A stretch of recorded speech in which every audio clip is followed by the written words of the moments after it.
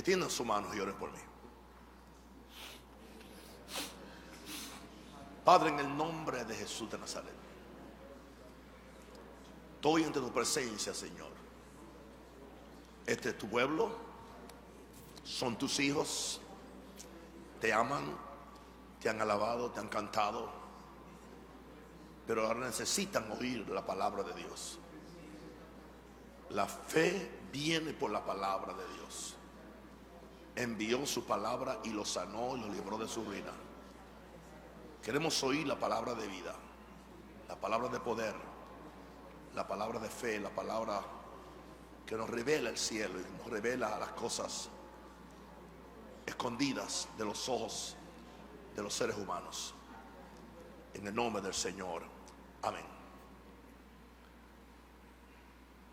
1 Corintios 2:9, escritura muy conocida, pero quiero hablar de todas las cosas nos son dadas en Cristo. 1 Corintios 2:9 nos dice: antes bien, como está escrito, cosas que ojo no vio, ni oído oyó, ni han subido en corazón de hombre, son las que Dios ha preparado para los que le aman. Hay un grupo muy apreciado por Dios y muy selecto por Dios. Es el grupo que está al final del verso: los que le aman. Es interesante que Dios tiene algo especial para los que le aman, indicando esto, que Dios es un Dios que bendice a la gente, además de por la obediencia, por el amor que la persona le rinde a Dios. Lo que hacemos durante el tiempo de adoración es amar a Dios, abrir nuestro corazón para que Dios entonces nos dé la palabra. Aquí nos está hablando de cosas que están preparadas, no que se van a preparar. En el tiempo pasado fueron preparadas para los que aman a Dios. Si usted quiere calificar para estas cosas, tiene que amar a Dios. No simplemente servir a Dios, amar a Dios. Se puede servir sin amar, pero no se puede amar sin servir. Mucha gente sirve pero no ama. Pero todo el que ama sirve, porque el amor conlleva y requiere servicio.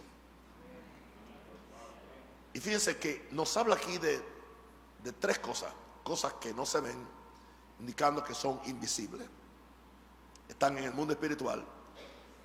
Después habla de cosas que el oído no ha oído. Pero me impresiona donde dice: ni han subido en corazón de hombre. Ahora, cuando nosotros pensamos en el corazón del hombre, pensamos que está aquí, y que estas cosas que ojo no vio ni oído yo, que están en el mundo espiritual, están en el reino de Dios. Uno esperaría que dijera que no han bajado al corazón de hombre, pero que no han subido, indicando esto, que el corazón del ser humano es una entidad espiritual juntamente con Dios.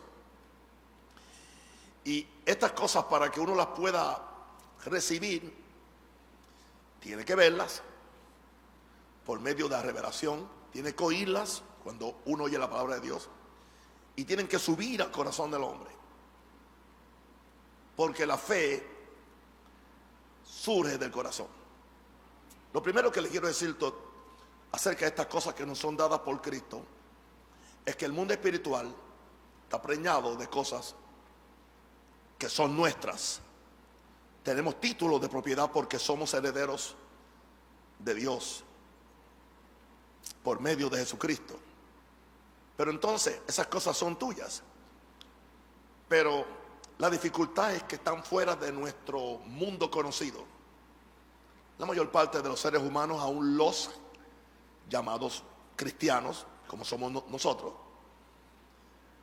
casi siempre somos esclavos de las cosas que vemos afuera, esclavos de las cosas que oímos, pero lo que oímos es lo natural. Y las cosas que básicamente no suben al corazón, sino simplemente están en nuestra mente.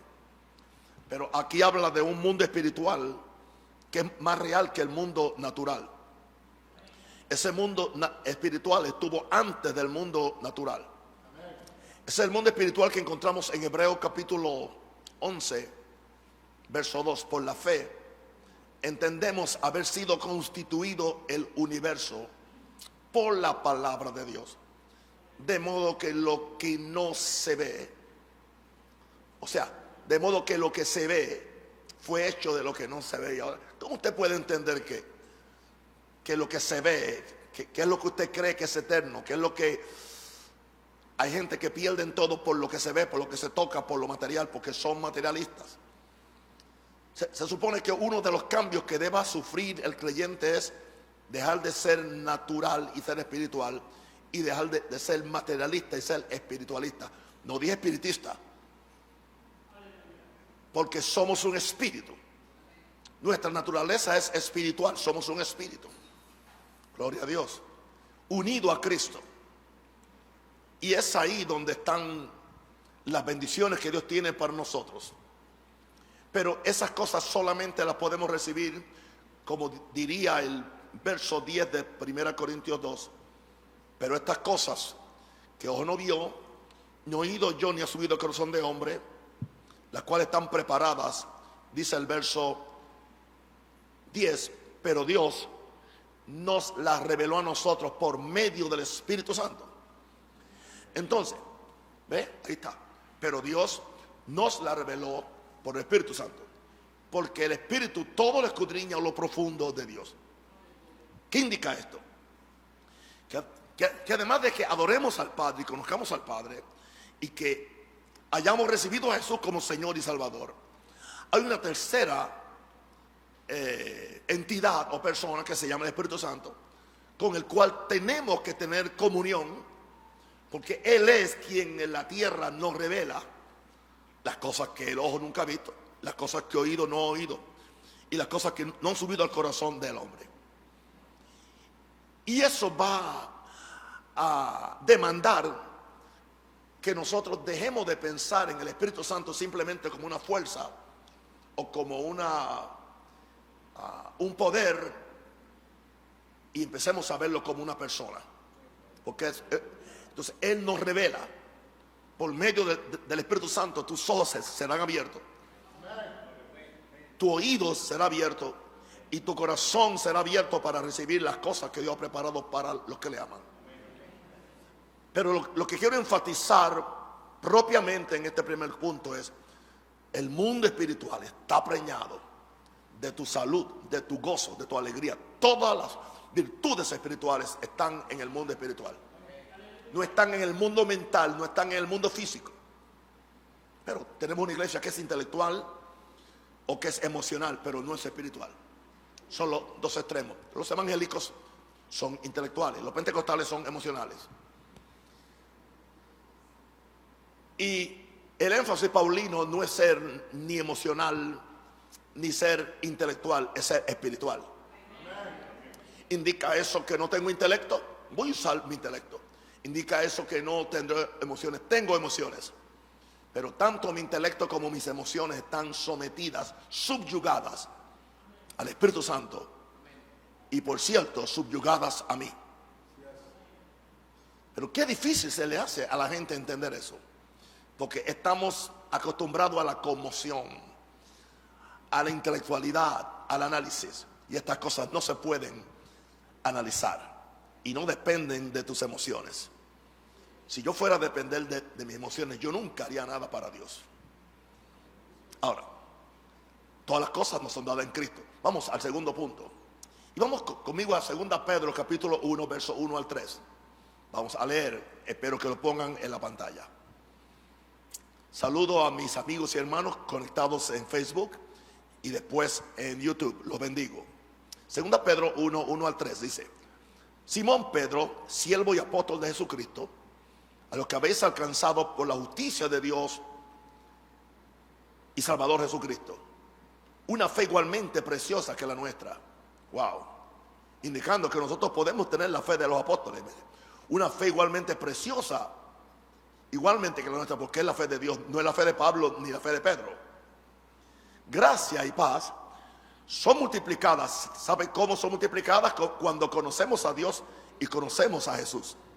O sea, que a menos que tú no te des al conocimiento de Dios y al conocimiento de Jesús, la gracia y la paz van a ser escasas en ti. Pero mientras más tú conoces a Dios y a Jesús, que es por medio del Espíritu Santo y de la palabra, entonces hay una medida de gracia y de paz que te es aumentada y te es multiplicada en tu vida. Wow. Y añade, como todas las cosas, y habla de dos mundos: las cosas que pertenecen a la vida, o sea, a la vida natural. Esas son las cosas que tú necesitas: la gasolina que pones en tu carro, la compra que hiciste en el mercado. Esas son cosas que pertenecen a la vida. Pero hay otras cosas que pertenecen a la piedad. La palabra piedad se refiere a nuestro servicio a Dios. Así que ahí habla de dos mundos. Cosas, todas las cosas que pertenecen a la vida y a la piedad nos han sido dadas por su divino poder. O sea que Dios no tiene problema en que nosotros pidamos cosas que pertenecen a la vida, y que a la misma vez entendamos que también están las cosas que pertenecen a la piedad o a nuestro servicio a Dios, y que ambas son necesarias. O sea, yo tengo que comer, pero tengo también que orar. Tengo que vestirme esto, pero también tengo que vestirme la armadura de Dios. Una cosa es lo que pertenece a la vida, otra es lo que pertenece a la piedad. Cuando usted encuentra cristianos que están desubicados, no, o sea, no tienen están desbalanceados, o muy naturales o muy espiritualones. Y no, vamos a ver que el ser humano necesita lo material, pero sucede que no podemos sacrificar una cosa por la otra, sino que tanto las cosas que pertenecen a la vida como las que pertenecen a la piedad nos son dadas por el divino poder de Dios. Pero entonces nos aclara que mediante el conocimiento de aquel que nos llamó por su gloria y excelencia. O sea que estas cosas están en Jesús, y es por medio de Jesús, quien es el heredero de todo, que nos capacita para nosotros recibir todas las cosas que nos son dadas en Cristo. En mi punto 3, en Romanos 8:31, palabra del apóstol Pablo, dice: ¿qué pues diremos a esto? Si Dios es por nosotros, ¿quién contra nosotros? Y añade: el que no escatimó. La palabra escatimar es reparar. Es una palabra que es de la contabilidad. Significa sacar cuentas, sacar una cuenta de números. Y dice que Dios no reparó ni a su propio hijo, o sea, no sacó cuenta en cuánto iba a invertir. O sea, Dios no escatimó la inversión de su hijo. Como prediqué en el primer culto, Dios no escatimó que por 33 años su hijo iba a dejar su trono vacío por 33 años y vendría a la tierra como un bebé. Dios no escatimó perder la presencia de su hijo a su lado, sino que por amor lo entregó por todos nosotros.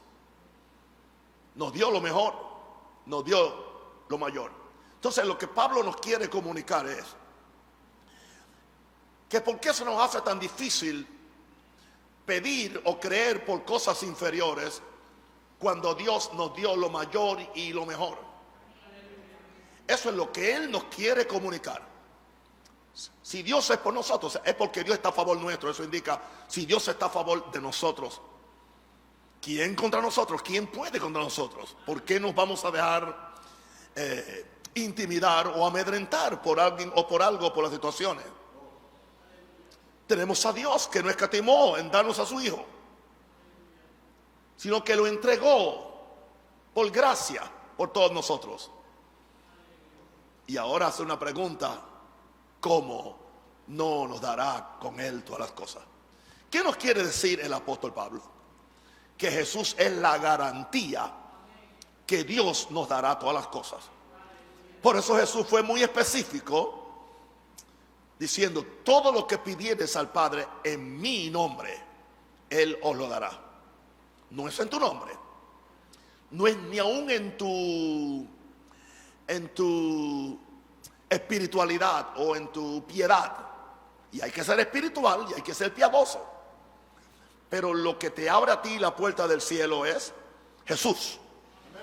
Porque Jesús dijo: yo soy el camino, soy la verdad y soy la vida. No porque tú eres bueno, pero si eres malo tampoco la vas a tener. Es porque tú vienes donde Jesús, porque Jesús es el código. Jesús tiene la llave al tesoro celestial. Nos dice que nosotros somos herederos de Dios y coherederos con Cristo. ¿Se dan cuenta por qué razón tengo tanto énfasis en la enseñanza de Jesús y en la persona de Jesús? Porque en la medida que tú lo estudias a Él y lo conoces a Él y tienes esta comunión y relación con Él, entonces el Padre reconoce a quien tú le estás dando la gloria y la honra. Y cuando el Padre reconoce, aleluya, tu amor por el Hijo y que todo lo que tú haces lo haces para la gloria del Hijo, el Padre no tiene ningún problema en darnos todas las cosas que ya dijimos antes que pertenecen a la vida y a la piedad. Y el Padre no tiene ningún problema en darnos las cosas que ojo no vio, ni oído yo, ni han subido al corazón de hombre. Pero llegamos al punto clave, es por medio de Jesús. Otra vez, vamos a leer Romanos 8:31, porque esto tiene que dar claro. ¿Qué pues diremos a esto? Si Dios es por nosotros, a favor nuestro, ¿quién contra nosotros? El que no escatimó a su propio Hijo, sino que lo entregó por todos nosotros, ¿cómo no nos dará con él todas las demás o todas las cosas? ¿Están bien? ¿Entienden? Ahora, vamos entonces a nuestro cuarto punto. Porque tenemos un problema. Muchas veces tenemos más confianza en nuestra espiritualidad que en la gracia de Dios. Y hay que ser espiritual, o sea, no agarre una cosa como excusa. A veces tenemos más confianza en nuestra habilidad que en la disponibilidad de Dios para darte todas las cosas. Cuando Pablo está hablándole a los ricos de este siglo en 1 Timoteo 6:17, antes él había hablado de que el amor al dinero es la raíz de todos los males, y dice: a los ricos de este mundo, aleluya, en el verso 17 de 1 Timoteo 6, a los ricos de este siglo manda que no sean altivos. Es que lo normal en la gente rica es ser altivo, ser prepotente, ser orgulloso, creer que son dueños del mundo porque tienen un caudal económico, porque tienen una capacidad de conseguir cosas que otra gente no podemos conseguir. Entonces ellos creen que eso, entiende, los hace más importantes. Estos ricos eran de la iglesia, estos no eran ricos del mundo, porque nosotros no le predicamos a los ricos del mundo. Ese no es problema nuestro. Están perdidos de todas formas. Está hablando a ricos que estaban en la iglesia. Dice: dile a los ricos de este siglo que no sean, ni pongan la esperanza en las riquezas, las cuales son inciertas. ¿Cómo que va a ser incierta? Pero si yo puedo ver los de 20, los de 50, pero son inciertas. ¿Por qué son inciertas? Hoy están, mañana no. Hay países que han sufrido una inflación donde el dinero perdió el valor. Me acuerdo al principio cuando yo iba a Venezuela, el bolívar era una moneda con mucho valor. Hoy para nada sirve, hoy no la quieren, o sea, no tiene valor. Es el mismo papel, pero perdió el valor. Así que las riquezas son inciertas. Por eso nunca podemos poner nuestra fe en lo natural. No importa, ni aún en tu trabajo. Y nos dice bien claro, yo creo que la parte más importante de este verso es: sino en el Dios vivo. Padre, en el nombre del Señor, yo levanto mis manos. Yo declaro, Dios, que todo lo que yo he hecho en estos años, ha sido porque he puesto mi fe y mi esperanza en el Dios vivo. No le he puesto en mi habilidad, Señor, como profesor, o en mi habilidad como predicador o como recogedor de ofrenda, tampoco, no, Señor. Sino que mi fe ha estado en el Dios vivo. ¿Y qué es lo que hace el Dios vivo? Nos da todas las cosas. Y qué interesante, miren lo humano que es Pablo en este verso. Nos da todas las cosas. Certifica como en abundancia, diga en abundancia. Mire, no tenga prisa leyendo la Biblia. Hay gente que memorizan tan rápido que no sabe nada de la Biblia. Nos da todas las cosas en abundancia. Y Dios no tiene problema para que las disfrutemos. Así que si Dios te bendice, no te sientas culpable. Porque te puedes comer un bistec que otro no puede comerse. Algo tú debes estar haciendo bien si eres cristiano. Si tú eres un trabajador, si eres honesto, si eres responsable, si eres diezmero, si eres sembrador, si eres generoso con el pobre. Entonces, eso indica que tú caes en esta categoría, que no tienes la esperanza en lo metálico, sino en Dios. Porque tú sabes que esos metálicos son riquezas inciertas, sino en el Dios vivo. Porque Él es el Dios del oro y de la plata. Y nos da todas las cosas en abundancia. Y no tiene problema que las disfrutemos. Lo que Él no quiere es que nosotros hagamos un Dios de lo material. Es el peor Dios.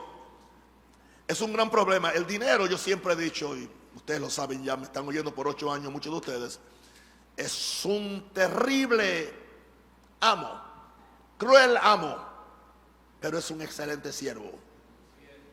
¿A qué se refiere, papá, un excelente siervo? El dinero en la mano de un hombre santo de Dios, de un profeta, de un verdadero benefactor, como se supone que seamos los pastores. Eso sería lo ideal, que los pastores fuéramos benefactores, repartidores, generosos. Eso sería lo ideal. Diga lo ideal. Dios le puede confiar riquezas.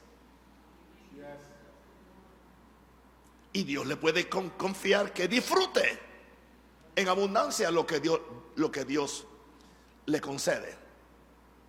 Porque si somos gente de pacto, si somos gente diezmera, si somos gente que no solamente somos diezmera, atendemos al pobre, bendecimos al pobre, siempre estamos repartiendo a izquierda y a derecha, Dios nos puede confiar. Y entonces en las manos de una persona así, el dinero es un gran siervo, porque le sirve a uno y le sirve a Dios. Yo profetizo esto. El gran problema que tiene Dios no es dando dinero, es las manos que lo reciben, que creen que son dueñas del dinero, y la gente quiere un oído para oír que Dios le dé y le diga, pero no tienen el oído para repartirlo. Y como Dios sabe que tú no tienes un oído para repartir, tampoco Dios te permite un oído para recibir. El día que Dios se dé cuenta que tú tienes un oído para repartir, Dios te dará un oído para recibir. Dios te va a decir dónde hacer dinero. Dios te va a decir cómo prosperar. Dios te va a decir qué no hacer. Dios te va a decir qué hacer con las riquezas injustas, porque al dinero se le llama riquezas injustas. Dice la Biblia que usemos las riquezas injustas para ser amigos por medio de ellas. Cada vez que yo le doy una propina a alguien o le doy una ofrenda a alguien, estoy haciendo amigos en las moradas eternas. Dice, para que cuando éstas os falten, os reciban en las moradas eternas. O sea que cuando a mí me falta todo lo material de lo cual yo he dado, tengo una cuenta bancaria en las moradas eternas, porque el que da al pobre, el pobre es el que tiene menos que tú. Eso es todo. Le presta a Dios. ¿Y qué sucede? Que Dios no se queda con nada de nadie. Cuando tú depositas en su reino, hermano, yo te digo lo que yo vivo. Pero ¿qué sucede? Que cuando yo hablo esto, que no hablo mucho porque no quiero que algunos me juzguen mal y pequen, porque yo no soy afectado, ellos sí. La gente dice, ¿en qué cosa ilegal está? ¿Qué está haciendo? Interesante que la gente tiene más fe en las cosas ilegales para prosperar a uno que en las cosas legales para prosperar a uno. Parece que no están leyendo la misma Biblia que yo estoy leyendo. Y la Biblia me dice que la voluntad del Señor es nuestra prosperidad, nuestra bendición. Amado, yo deseo que tú seas prosperado en todas las cosas y que tengas salud así como prospera tu alma. Ahora, yo quiero anunciarlo bien claro, yo no soy un predicador de prosperidad. Yo soy un predicador del reino de Dios. Eso sí, hay una diferencia. Yo soy un predicador de bendición, que es muy diferente. Porque es la bendición de Jehová es la que enriquece. Pero cuando es bendición de Jehová no añade tristeza con ella. Wow. Ahora, en este cuarto punto lo que te estoy diciendo es: transfiere tu confianza de tu habilidad, de tu astucia, a la disponibilidad de Dios para darte todas las cosas que pertenecen a la vida y a la piedad. Y Dios te las va a dar, porque Dios te puede confiar. ¿Estamos claros? Bien. Número 5. Todas las cosas nos son dadas en Cristo, y Cristo nos dijo exactamente qué hacer. En Mateo 6, 33, 34, mas buscad primeramente, diga primeramente, el reino de Dios y su justicia. Porque el reino de Dios es la dimensión de Dios. El reino de Dios es donde Dios vive. El reino de Dios es donde Dios reina. El reino de Dios es donde está su trono. El reino de Dios es donde está su despensa. El reino de Dios es donde están sus tesoros. Si los reinos de esta tierra no son pobres, ¿usted cree que el reino de Dios va a ser pobre? No. Pero Jesús nos dice, hay un precio. Busca primeramente el reino de Dios, pero no solamente, y su justicia. Hacer las cosas justas, hacer las cosas correctas. Y todas estas cosas. Si usted lee los primeros versos de Mateo 6, del 1 al 32, se dará cuenta que Jesús estaba hablando: no se preocupen, no tengan afán por la comida, por la bebida, por el vestido o por el mañana. Jesús fue muy firme en eso. Porque dice, porque los gentiles se preocupan por esas cosas, pero vuestro Padre sabe que tenéis necesidad de esas cosas. Pero entonces, después que termina eso y habla de los pájaros del campo, habla de las aves del cielo, entonces dice ahora, no estéis en ansiosa inquietud. Hagan esto, busquen primero el reino de Dios y su justicia. Y todas estas cosas por las cuales la gente se matan, por las cuales la gente pierde en el cielo, serán añadidas. Porque tú no estás buscando añadiduras. Mientras estás buscando añadiduras, no tendrás el reino. Cuando busques el reino con su justicia, las cosas vendrán. Cuando vienen, no te esclavizan.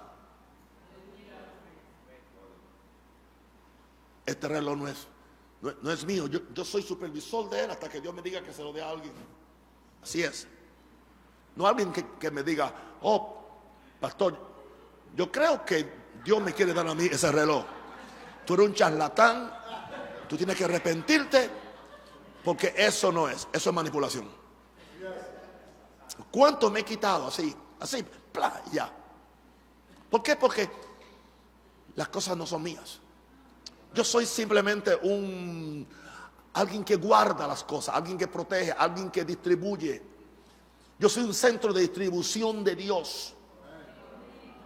Y siempre que hagamos esto, esa es la razón por la cual la gente cree que yo no soy multimillonario ni millonario tampoco. Simplemente soy del reino de Dios. Estoy ejerciendo principios del reino que me bendicen, que me prosperan, para yo poder ser una bendición a otros. Wow. Así que Jesús otra vez nos dice, y las otras cosas son añadidas. Por lo tanto, un consejito: no te afanes por el día de mañana, porque el día de mañana traerá su afán. Basta a cada día su propio mal. O sea, da gracias por lo de hoy. Da gracias por la bendición de hoy. Da gracias que hoy comiste. Da gracias que hoy tienes gasolina. Gracias que hoy tienes para el bus o para el metro. Da gracias que hoy tienes. Sé fiel con lo que tienes hoy. Y nunca dejes de estirar tu mano al pobre, al menesteroso, el que tiene menos. Ten un oído para oír a Dios. De forma que tengas un oído para oír a Dios cuando Él te quiere decir cómo conseguirlo. Pero otra vez repito, es para alguien que si no tienes un oído para oír a Dios, para dar, nunca tendrás un oído para oír a Dios, para recibir. Aleluya. Y termino porque no hay que ser muy largo con esto. Número 6, son 6 puntos, fíjense, qué raro. No tengas temor en pedirle al Padre buenas cosas. Las buenas cosas que Él te promete. Gente que orando creen que son humildes. Señor, dame lo que tú quieras. Tú no puedes orar así. ¿Cómo tú vas a pedir, Señor? Hay personas que vienen y me dicen, pastor o papá, ore por mí. Y yo digo, ¿por qué? Dios sabe. Pues entonces, dile a Dios que ore por ti.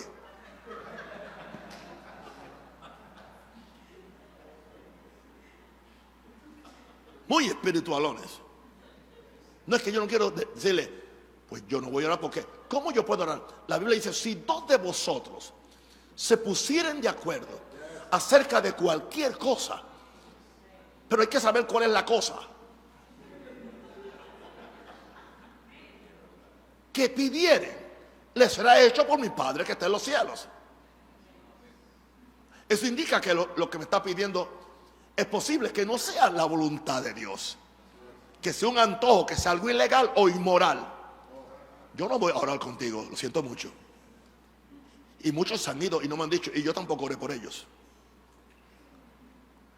La fe llama a las cosas que no son como si fuesen, pero la fe tiene que definir lo que tú quieres. Tenemos el ejemplo de Bartimeo, era un ciego. Él sabía que Jesús había sanado muchos enfermos. Él sabía que Jesús iba a pasar por el camino. Se puso a una orilla del camino y clamaba todo el tiempo, Jesús, hijo de David, ten misericordia de mí. Jesús, hijo de David, ten misericordia de mí. Fue tanto lo que molestó que Jesús dijo, tráiganlo acá. Y Jesús le dice, ¿qué tú quieres que yo haga por ti? ¿O qué quieres que te haga? Pero una pregunta, él estaba orando, ten misericordia de mí. Pero sucede que eso no es suficiente. Ten misericordia ¿en qué área? Porque la misericordia puede ser que Jesús le diera dinero para él comer su próximo sándwich o su hamburger. La misericordia puede ser que necesite un par de zapatos. La misericordia puede ser que tenga un problema legal y necesito alguien que me ayude, un abogado o algo. Así que Jesús le dice, ¿qué es lo que tú quieres? Define, ponle nombre a tu petición. Tú no puedes tener fe por lo que tú no nombras. Si tú quieres que Dios te bendiga en cualquier área, tienes que decirle qué es lo que tú quieres. Es más, cuando tú ores por mí, no simplemente digas, Señor, bendice a papá. Esa oración es muy escasa. Te puedo dar algunas ideas cómo tú orar por mí. Señor, dale vida larga, es lo primero que debes orar.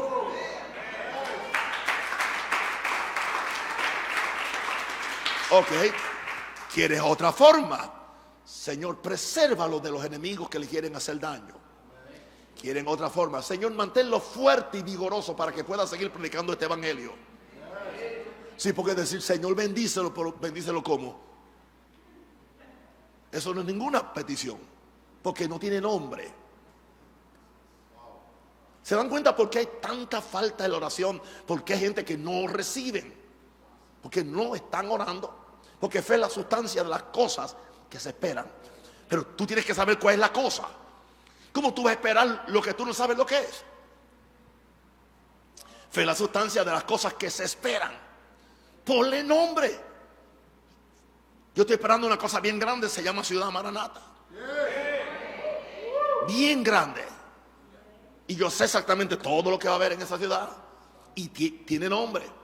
Por ahora solamente estoy usando lo mayor para no asustar a la gente. Después la fe, la sustancia de las cosas que se esperan. La convicción de las cosas que no se ven. Tú tienes que saber cuál es la cosa.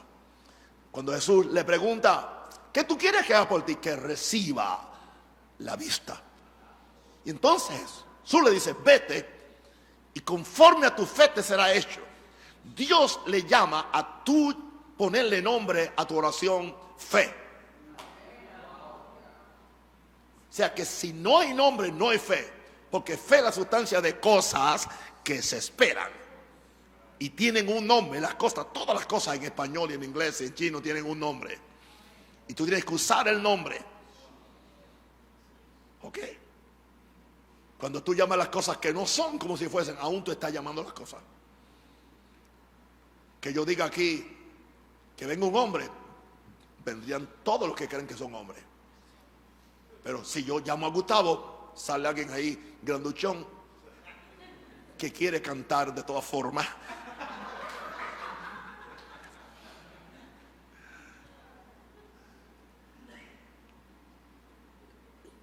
La vida espiritual es inteligente, hermano. No es fanatismo, no es emocionalismo. Nos podemos emocionar todo el tiempo a la vida y quedarnos pobres, enfermos, sin fe y sin esperanza. Gloria. Así que en lo último es, no tengas temor en pedirle al Padre las buenas cosas que Él te promete. Jesús nos dice en Mateo 7:11, pues vosotros siendo malos o siendo pecadores, sabed las buenas dádivas a vuestros hijos, cuanto más vuestro Padre que está en los cielos dará buenas cosas, ¿ve? A los que le piden. A los que le piden ¿qué? Cosas. Y la cosa tiene nombre. Cuanto más vuestro Padre dará buenas cosas a los que le piden. Así que todo esto está envuelto en que todas estas cosas nos son dadas en Cristo Jesús. Amén y amén. En nombre del Padre, del Hijo y del Espíritu Santo. Amén. Amén. Gracias. Gracias. Padre, en el nombre de Jesús, yo declaro el crecimiento de esta iglesia. Trae la gente del norte, del sur, del este y del oeste. Yo declaro que esta iglesia será próspera, será bendecida. Será un instrumento para atraer personas, Señor, que viven cerca de este lugar. Señor, oramos en esa forma, creyendo que tú vas a multiplicar, a duplicar la asistencia en cada culto, Señor. Duplicar, Señor. Por ahora pedimos que tú dupliques. Es lo que te estamos pidiendo. Duplica, Señor, la asistencia. Trae las vidas, Señor, que están hambrientas y sedientas, que están buscando un mensaje de verdad y una palabra de vida. En el nombre de Jesús. Amén. Vamos a ofrendar con gozo y con alegría, sabiendo que Dios bendice al dador